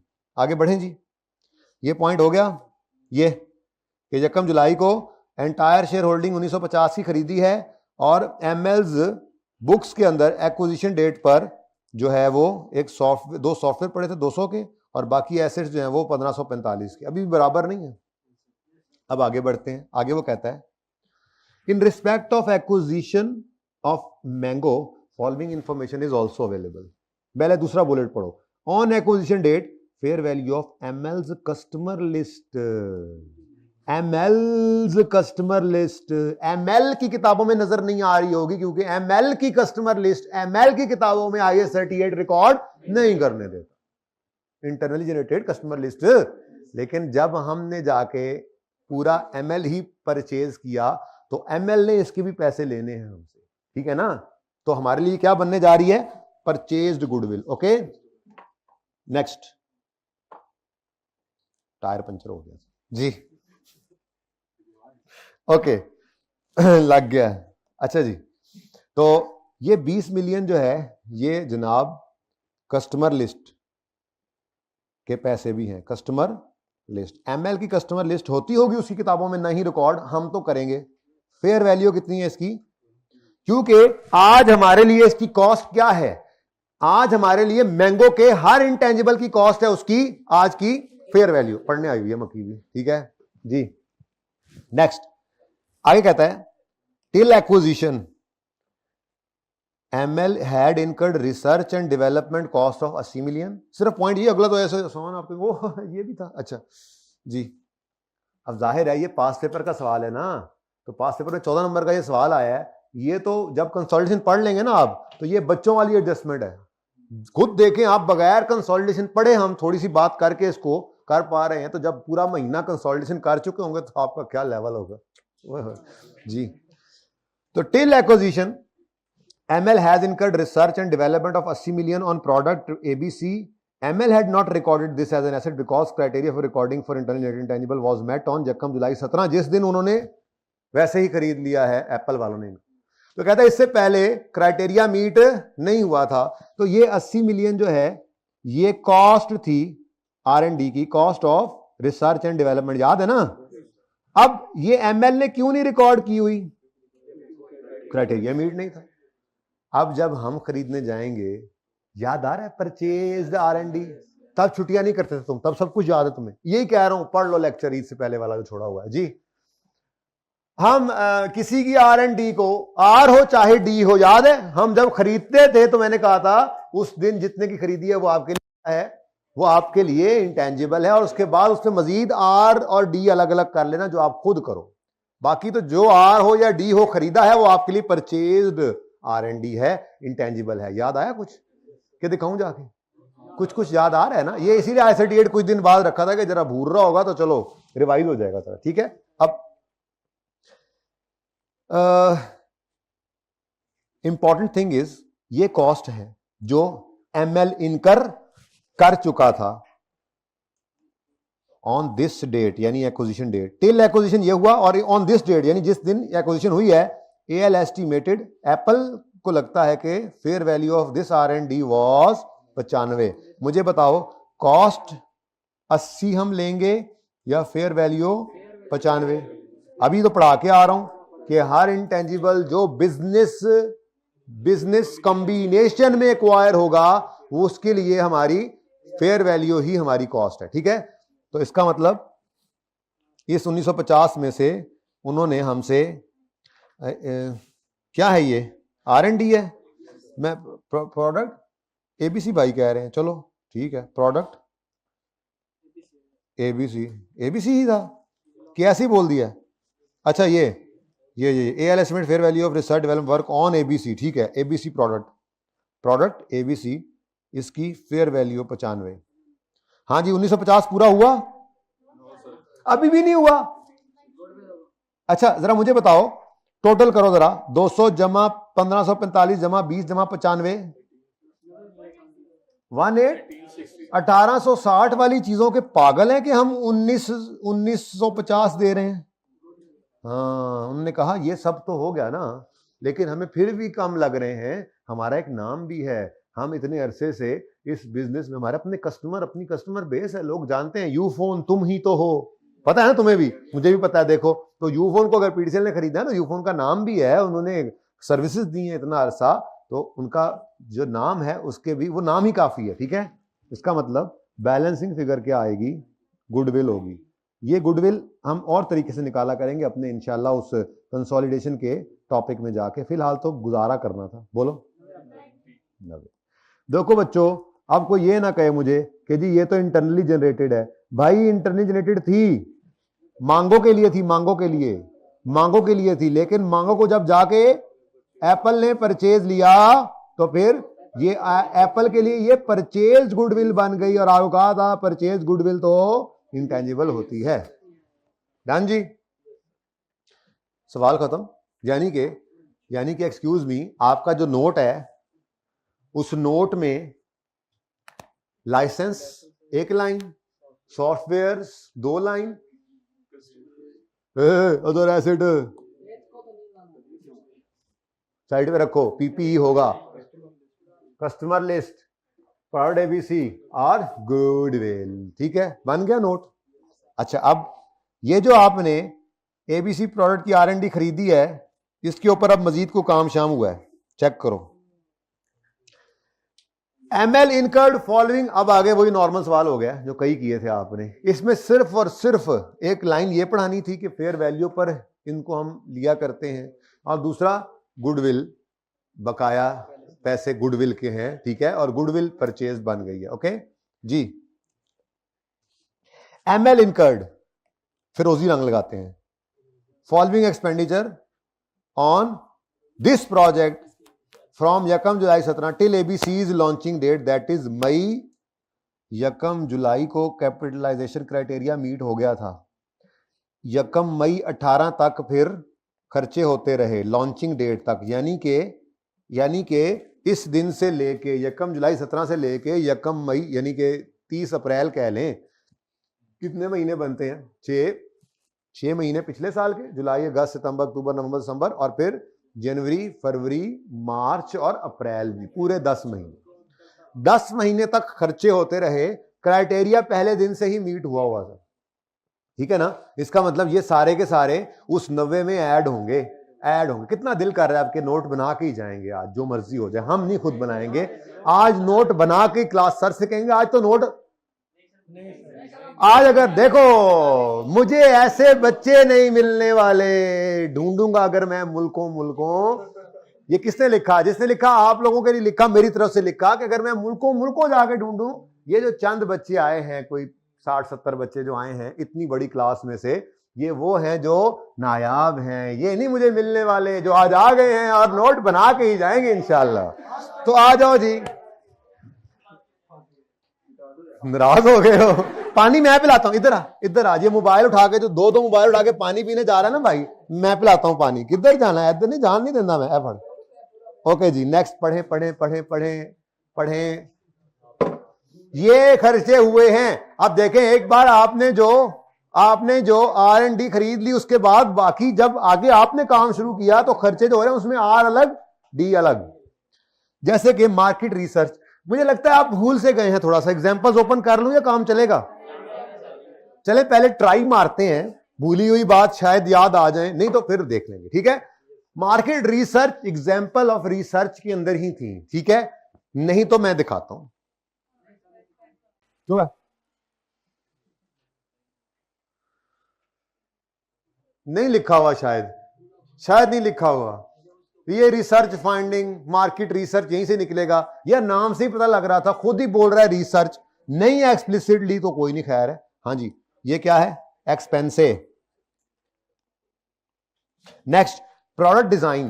दिमाग पे जोर डाल। अच्छा देखो, ये माजरत के साथ, ये अब काफी दिन हो गए इसको पढ़े हुए, रिवाइज वैसे आप लोगों ने करने की जहमत नहीं की।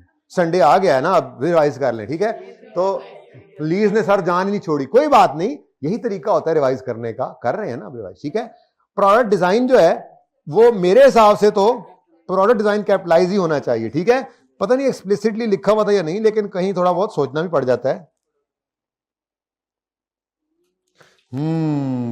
Design of prototypes, design tool jigs, design pilot plant, design. तो डिजाइन इधर ही चल रहा है मेरे ख्याल में, तो कैपिटलाइज करना है। कॉस्ट ऑफ पायलट प्लांट पता है, नॉट फॉर कमर्शियल, दिखा दूं या याद आ गया? ये refinement of product before commercial production, refine कर रहे हैं प्रोडक्ट को, कैपिटलाइज ही होना चाहिए मेरे ख्याल से। ट्रेनिंग नहीं, टेस्टिंग ऑफ यस। अच्छा, अब ना इसमें ना एक आधी बात ऐसी होती है, जैसे अब प्रोडक्ट डिजाइन थोड़ा कंफ्यूजिंग सा था, थोड़ा यूज करके दिमाग, कॉमन सेंस आपने कर ली। ऐसे ही ये लॉन्चिंग ऑफ प्रोडक्ट क्या है? लॉन्चिंग ऑफ प्रोडक्ट का खर्चा जो होता है, ये टेस्टिंग नहीं होती, ये गुब्बारे लगा के, पटाखे पटूखे चला के, रोटी खिला के एडवर्टीजमेंट है। अच्छा, प्रोडक्शन हो रही है तो ये भी कॉस्ट ऑफ सेल में पड़ा होता है भाई, प्रोडक्शन कॉस्ट, यानी कि ये एक्सपेंस था। इसका मतलब ये हुआ दिस, ओ एक्सपेंस नहीं लेना हमने, एसेट लेना। एक्सपेंस को दफा करो क्योंकि पीपी का नोट बना रहे हैं ना। तो 1 2 3 4 बस। तो ओपनिंग 0 था, एबीसी। परचेज्ड और इंटरनली जनरेटेड अलग अलग रखते हैं एडिशन में, याद है ना। परचेज में 90 आएगा, 90 था 95 था, 95 आएगा। और उसके बाद एडिशन में 12 जमा 48 जमा 6 जमा 4, ठीक है। उसके बाद फिर इसके अमोर्टाइजेशन के लिए लाइफ शाइफ, अमोर्टाइजेशन कितने महीने की होनी है, नहीं समझ आई। अमोर्टाइजेशन कितने महीने की होनी है भाई? आ जाओ, आई का सवाल चल रहा है, आ जाओ। वहां नोट बनाने लगे आप, तुम तो मैं नहीं दो। फिर ये देखो, वो गुडविल आ गई आज। बहुत इंपॉर्टेंट लेक्चर, और मैंने अलग अलग नहीं किया, यानी आप नहीं ढूंढ पाओगे एमसीक्यूज कहां से खत्म हो रहे हैं, इसलिए आपको सारा लेक्चर लेना ही पड़ेगा आज, ठीक है। कितनी देर की क्लास हो गई है जी? 1 घंटा 10 मिनट की हो गई है।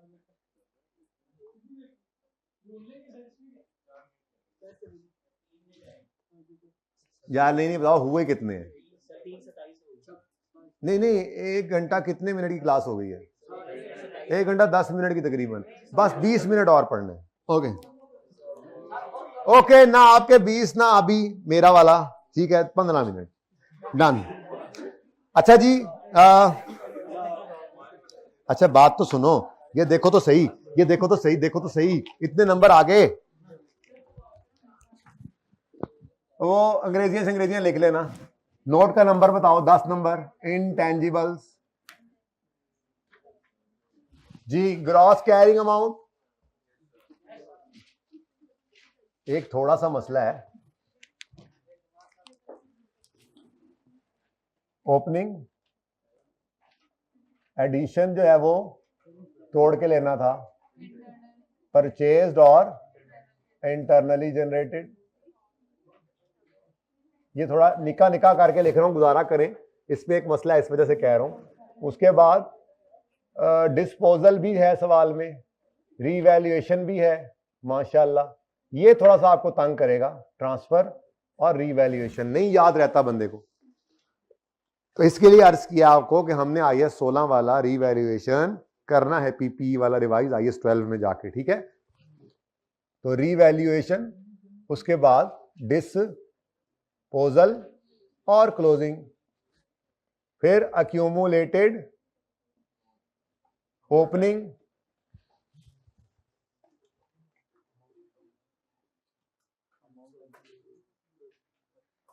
Fair value of licence 30 June. Year end पे फेयर वैल्यू अगर हो, बचपन में आपने सीखा होगा, वैसे कोई मसला नहीं है, पर अगर ईयर एंड रिवैल्यूएशन तो पहले अमोर्टाइजेशन लिख लें, आसानी होगी। चुपा 18 अमोर्टाइजेशन है, अच्छा अल्लाह यार। उसके बाद ट्रांसफर, उसके बाद डिस्पोजल भी आ सकता है, और क्लोजिंग। पता नहीं लाइन क्यों छोड़ दी मैंने, अगर ना दिल करे तो अलग से सेक्शन डालो इंपेयरमेंट का। वैसे एक एसेट इंपेयर भी होना है इस सवाल में, यानी कि बहुत कुछ था इस सवाल में, इतना प्यारा सवाल था, क्या बताऊं। पढ़ें आगे, पढ़े क्यों, ये नंबर तो ले लें, ये नंबर ले लेने चाहिए मेरे ख्याल से। लाइसेंस है, सॉफ्टवेयर है, प्रोडक्ट एबीसी है, कस्टमर लिस्ट है और गुडविल है। बोलो, licence, software, customer list, product ABC और गुडविल। ओपनिंग लाइसेंस का तो पड़ा है, वो देख लेते हैं। ये कोई नहीं था, इनमें से कुछ भी नहीं था, ये सब खरीदे हैं हमने जब मैंगो को खरीदा था, ठीक है। ओके, बस अब हम कंक्लूजन पे हैं, सवाल डिस्कस हो गया। अच्छा जी, अब वो कहता है, यहां से शुरू करो तो 30 जून 17 यानी पिछले साल के आखिरी दिन, रीवैल्यूड अमाउंट ऑफ लाइसेंस 450 और इसकी एक्यूमुलेशन है, सॉरी सरप्लस है। इसको तो मैंने नहीं लेके आना, मैं मेन नोट के अंदर, ठीक है। तो मुझे 450 की जरूरत है। लो, नंबर मिली जा रहे हैं, मुझे पता है आप लोगों का दिल है बस 15 मिनट में ये सवाल खत्म करके सर छुट्टी दे दो। तो क्या जरूरत है घर पे जाकर हमें दोबारा करने की, आ ही गए हैं तो घर का काम जरूर लेके जाना है। 15 मिनट जी।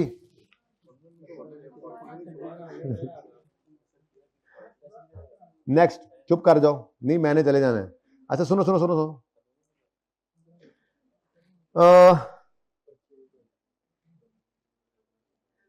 पता नहीं अब रीवैल्यू किस दिन हुआ है, अक्यूमुलेटेड ऑप्शन नजर नहीं आ रही, तो मैं यही अज्यूम करूंगा पिछले साल के एंड पे हुआ होगा। बहरहाल देख लेते हैं, आगे बढ़े।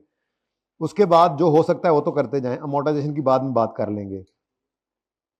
मार्क, अच्छा उसके बाद ये सारे के सारे एसेट जो हैं 220, 95 और 90, ये सारे के सारे एक्विजिशन वाला एडिशन है।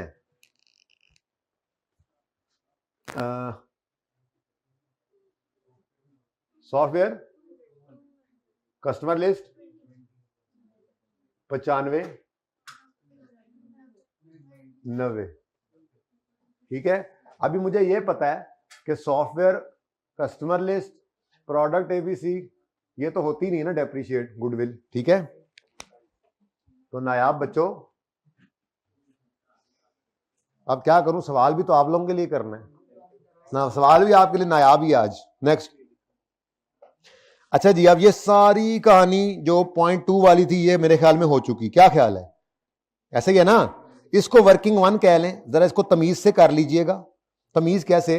आपने यूं लिखना है सॉफ्टवेयर, अगले में अदर एसेट, अदर में कस्टमर लिस्ट, प्रोडक्ट, फिर एबीसी और नीचे टोटल लिख के बैलेंसिंग ये निकाल लेना है और एग्जामिनर को यूं बता देना है कि ये 95 जो है ये मैंने वर्किंग नंबर 1 में निकाला है, क्योंकि ये 90 तो सवाल में गिवन नहीं था ना, बाकी सब गिवन था।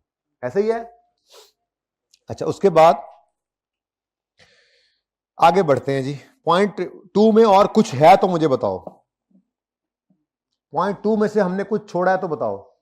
सारा पॉइंट 2 हो चुका है। पॉइंट 3 में जाके अब मुझे ये 1, 2, 3 और 4 ये चारों चीजें जो हैं जो ये कैपिटलाइज करके दिखानी है, तो इसके लिए मैं वर्किंग नंबर 2 कर लेता हूं यहां पे। अब वर्किंग नंबर 2 जी बेटा बताओ जरा। 12 ऐसे बस लिखना है, 12 जमा 48 जमा आंसर 70। ये 70 प्रोडक्ट एबीसी के अंदर हमने एडिशन किया है, ये नंबर 2, ठीक है। लाइसेंस को एंड पे कर लेते हैं अगर वो भूला भी हुआ है, बाकी तो सारा आगे 38 है ना जो पढ़ा हुआ है। लो जी पॉइंट 2 भी होगा। इसके जो एक्सपेंस वगैरह हैं वो जहां जाने जाएं हमारी बला से। आगे कहता है on 1 July 17 fair value of AL's own customer list was assessed as 35। ये 35 भी ऐड कर देते हैं। मैं वैसे जरा चक्कर लगाने आया था भाई, एएल की अपनी कस्टमर लिस्ट है, अपनी कस्टमर लिस्ट नहीं रिकॉर्ड कर सकता, ये आई38 ने मना किया हुआ है। मैंगो वाली तो इसलिए की है मोबाइल वाले भाई, वो तुम एक्स्ट्रा क्लास में मोबाइल यूज कर रहे हो उस्मान। अच्छा जी उस्मान भाई इतने मसरूफ हैं, उस्मान भाई को जरा हिलाना, आप एक्स्ट्रा क्लास में मोबाइल यूज कर सकते हैं। अच्छा एक्स्ट्रा, चलो चलो मैंने भी माफ किया, दिल से नहीं। ओन कस्टमर लिस्ट रिकॉर्ड वो उसूल वही है अभी भी। क्यों हमने मैंगो वाली कस्टमर लिस्ट रिकॉर्ड की थी? क्योंकि हमने वहां पढ़ा था ये 5 जो हैं गुडविल, मास्टर्ड, वो जो भी थे 5, ठीक है, उनमें से अगर कोई परचेज करेंगे तो वो इंटेंजिबल है। अब मैंगो जब खरीदा सारा जाके तो उसकी कस्टमर लिस्ट के भी पैसे दिए तो वो परचेज था, इसकी अपनी लिस्ट इग्नोर करना था, ठीक है। Next, on 1 July 17 remaining life of all intangibles except goodwill was. Goodwill की लाइफ नहीं बता रहा, पता ही नहीं होती उसको, नॉर्मली हमें इंपेयर करना पड़ता है एनुअली। अल्लाह करे इंपेयरमेंट का डाटा दिया हो, मुफ्त के नंबर हैं। अच्छा जी अब ये रिमेनिंग लाइफ बता रहा है इस दिन खड़े होकर, तो अच्छा है ये 10 साल ही यूज करना है सबकी अमोर्टाइजेशन निकालने के लिए जो भी होंगे सिवाय गुडविल के। और 31 मार्च, ओहो ये देखते हैं, सॉफ्टवेयर को भी रोक दो जरा, ठीक है। और उसके बाद group follows the revaluation model for licence whereas cost model is use for बाकी intangibles. On 30 June 18 fair value of licence 350 था, और ये मतलब की बात लग रही है मुझे, एमएल की गुडविल जो है वो इंपेयर हो गई है बाय। अच्छा अब मेरे ख्याल से गुडविल को इंपेयर करना है, उसको मोटाइज नहीं करना। उसके अलावा लाइसेंस तो वैसे ही जरा पुराने चला रहा हूं, उसको साइड पे रखो। उसके अलावा क्या बचता है? कस्टमर लिस्ट, सॉफ्टवेयर को भी छोड़ दो, जरा डर गए उससे भी, उसमें डिस्पोजल आ रहा है, ठीक है, बाद में करते हैं, आसान आसान सवाल हल कर लेना, ठीक है। तो कस्टमर लिस्ट रह गई और एबीसी, प्रोडक्ट एबीसी कंप्लीट किस दिन हुई है? यकम मई को, तो मई और जून 2 महीने, अमोर्टाइज करेंगे इसको 2 महीने, ठीक है। ओपनिंग में कॉस्ट पड़ी थी 95 की, यानी कि हमने जो खरीदी है 70 मजीद आ गए, टोटल कितना बन गया? मेरे ख्याल में ये सबसे आसान है, हो सकता है सॉफ्टवेयर, ये कस्टमर लिस्ट, ये प्रोडक्ट एबीसी, कोई रीवैल्यूएशन मॉडल नहीं है इसका, डिस्पोजल कोई नहीं हो रहा, और यही क्या आ जाएगा? क्लोजिंग 165। अब इसकी अमोर्टाइजेशन चाहिए हमें, चाहिए, तो वर्किंग नंबर 3 कर लेते हैं जी। बोलो जी, 95 प्लस 70 कितना बनता है? 165। ये लाइफ इसकी नहीं पता, लाइफ इसकी नहीं पता। ये तो कह रहा था, सुनो इधर, यकम जुलाई 17 पर remaining life of all intangibles जो है वो 10 है। थोड़ा सा फंस गए, अब हम क्या करें जी? अब मजबूरी है, फिर बाकियों की तरह से इसको भी अज्यूम कर लेते हैं 10 साल, चेक कर लेते हैं, चेक कर लेते हैं, divide by 10 into 2 by 12, answer क्या आता है? 75 या 2.8 या 3 कर लो, गुजारा कर लो, अब मजबूरी है 2.75। क्यों जी, क्यों? क्योंकि उसने कहा था यकम जुलाई पे सारे इंटेंजिबल्स की रिमेनिंग लाइफ 10 साल है, और हमारा ये वाला इंटेंजिबल जो है ये जाके तैयार ही हमारे इस साल में हो रहा है, तो फिर अब मजबूरी है, यहाँ पे सवाल में रुकना कभी भी नहीं है, बस नहीं समझ आ रही तो 10 साल ही ले लो, चलते जाओ, कोई मसला नहीं, गलत ही होगा ना मैक्सिमम जी। रीवैल्यूएशन मॉडल इस पे नहीं है, ठीक है। ये क्या किया था मैंने? अच्छा, ये इंपेयरमेंट के लिए छोड़िए, थे डिस्पोजल भी नहीं है, क्लोजिंग बताओ? नहीं नहीं, ये 2.75, और अब आएगा बुक वैल्यू, डन जी।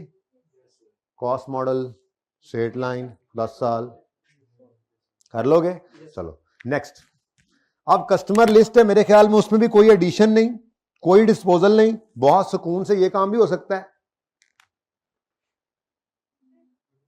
ये रही 20 पे ही है, और ये कितना है जी?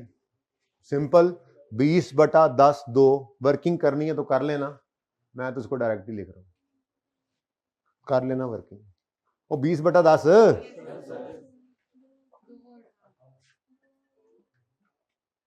तो इतना आसान सवाल भी हुआ करता है दुनिया में, एग्जिस्ट करता है इतना आसान सवाल। और क्या रह गया जी? गुडविल, मेरे ख्याल में वो भी आसान ही है, गुडविल भी मेरे ख्याल में आसान ही है, क्या ख्याल है? गुडविल को आपने मजीद तो कुछ कहना नहीं है यहाँ पे, ना रीवैल्यूएशन ना कुछ, ये 90 ही है, लेकिन ईयर एंड पे इंपेयरमेंट टेस्ट लगा और इंपेयर हुई है बाय, तो सिंपल कर दिया उन्होंने, बिल्कुल सिंपल कर दिया, वर्किंग नंबर 4। गुडविल कितनी है? कितने से इंपेयर हुई?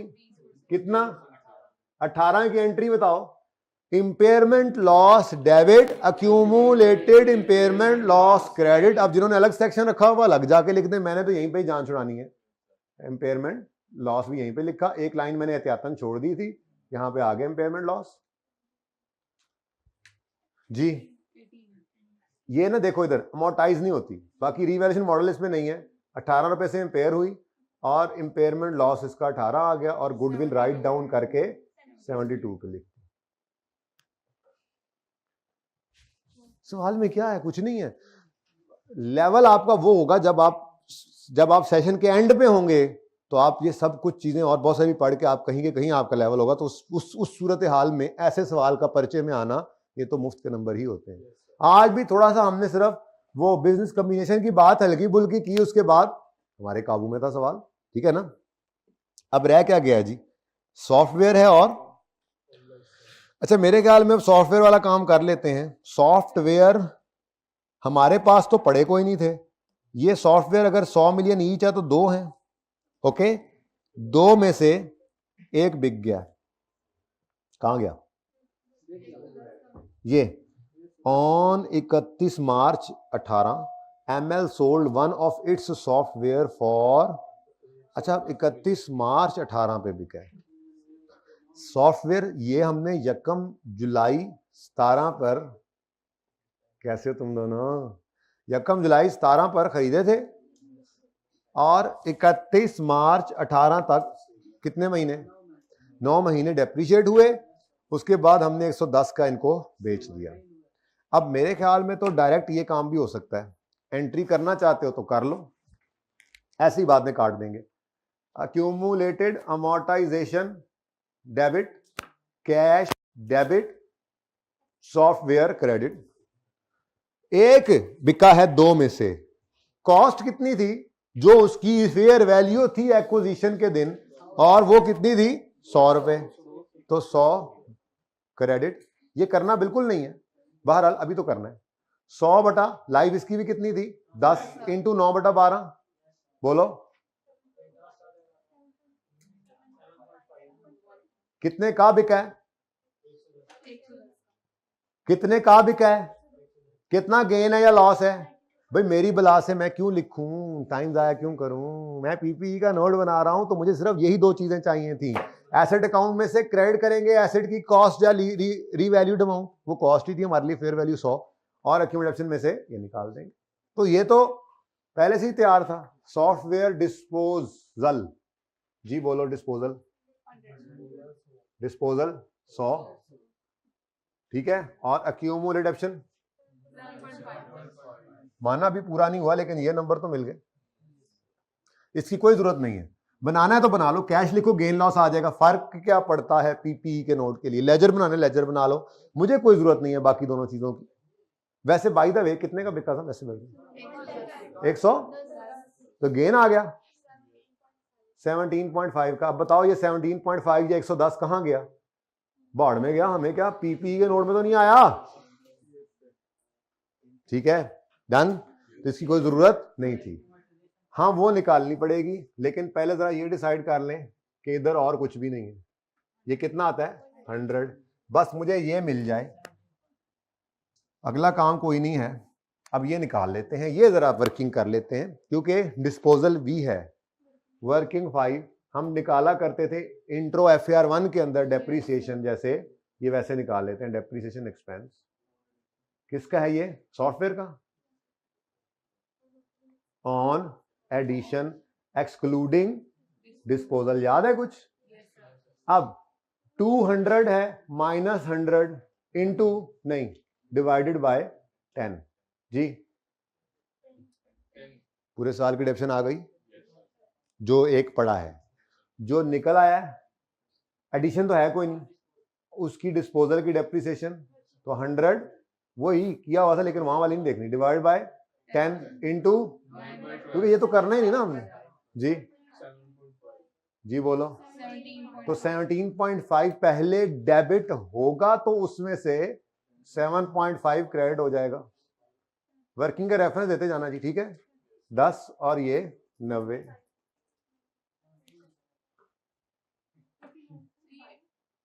uh, 10 नहीं आता,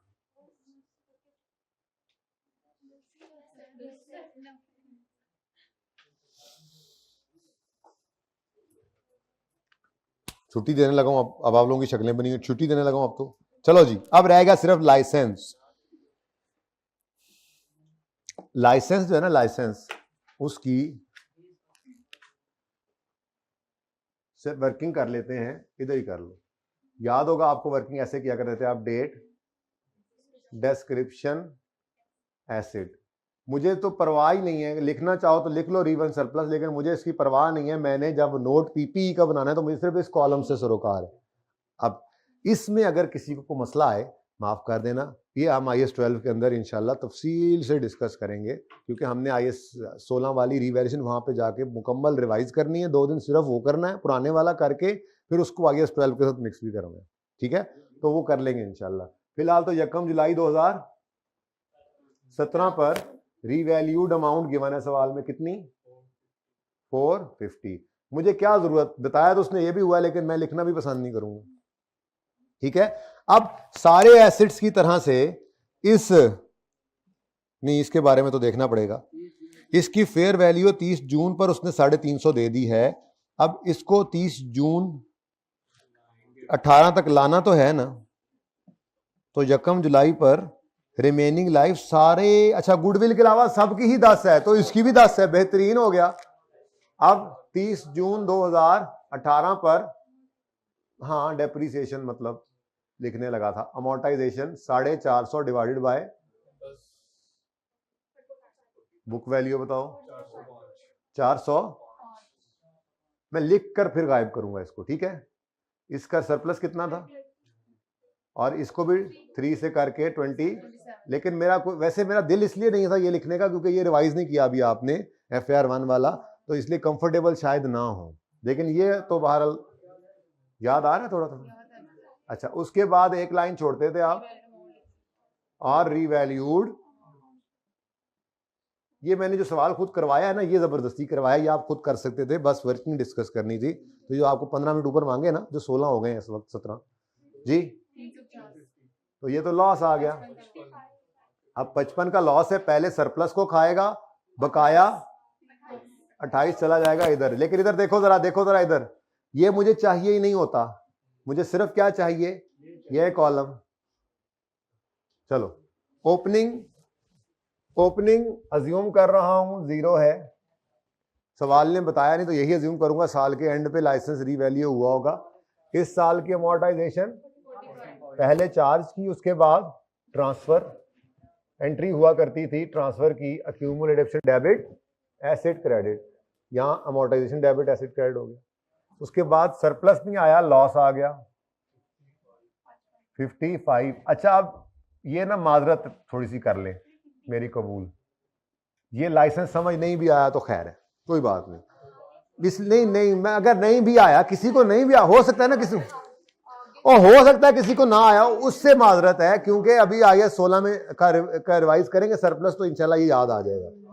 और सबको आ गया अल्हम्दुलिल्लाह। किसी ऑनलाइन वाले बैठे बच्चे को नहीं समझ आया हो, कोई बच्चा कहीं और से पढ़ के आता है, फॉर्मेट डिफरेंट होता है, नहीं समझ आया होता, हो सकता है कोई बच्चा हो जिसको समझ ना आया हो, किसी FAR 2 दे लिया बेशर्मो, कहते हमें समझ नहीं आया जी। एम्पेयरमेंट लॉस कोई नहीं है, डिस्पोजल भी कोई नहीं है, और ये 3, ठीक है जी। और वो सवाल जो बहुत इंपॉर्टेंट है वो फिर कभी बताऊंगा, ऐसे आप देखने लग जाएंगे, उसको देखना चाहेंगे उसको। नहीं वैसे आपने करना नहीं है, लेकिन वो सवाल मैं कह रहा हूं ना, दूसरा मैं देखना, ये काबिल लिमिटेड, होए चेक करो, इंपेयरमेंट के लिए कैश फ्लोज गिवन है, वो पहले लेक्चर में रिवाइज किए थे। फिर ये देखो लाइसेंस एक्वायर किया है, और यहां पे वो बोरिंग कॉस्ट भी है भाई इसके अंदर।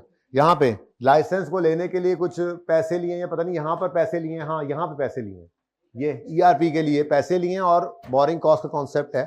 लेकिन ये सवाल मैं करवा नहीं रहा, वैसे कह रहा हूं कि ये सवाल जब तक करवाना तो घर ना जाना आप लोग मुझे छोड़ के, ठीक है जी। अल्लाह हाफिज।